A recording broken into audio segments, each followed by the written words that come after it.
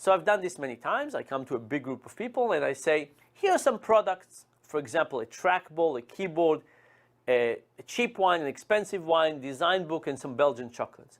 In the experiments, we don't tell people how much the wine costs. We just describe the wine from Wine Spectre and Wine Magazine and so on. And we pass the products around so everybody can look at them and examine them and so on. And then we say, okay, now that you know all the products, here's a list. Here's a piece of paper with all the products. And at the top, we ask you to put the last 2 digits of your social security number, of your national ID number. And everybody puts the number. In my case, it will be 79. People write these numbers, and then we say, please take that number and make it into a dollar amount. So in my case, it will be $79, and write that amount in dollars next to each of those items.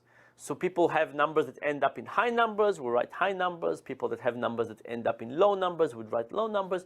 And then we say, hypothetically, would you pay this amount in dollars for each of those products? And people say yes or no, hypothetically. And then we say, and now, please submit a real bid. We're going to have an auction. We'll find the highest bidders. They'll pay. They'll get the product. It's for real. But submit your real bids. People submit the real bids.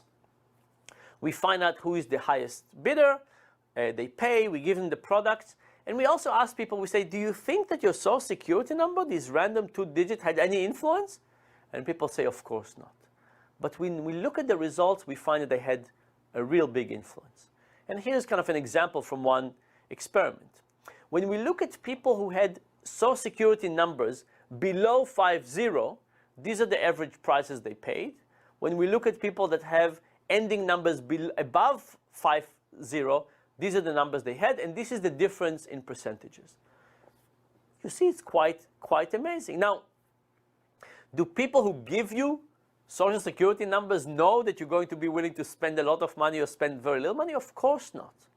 What happens is that the moment we get people to consider a number, that number stays in their mind.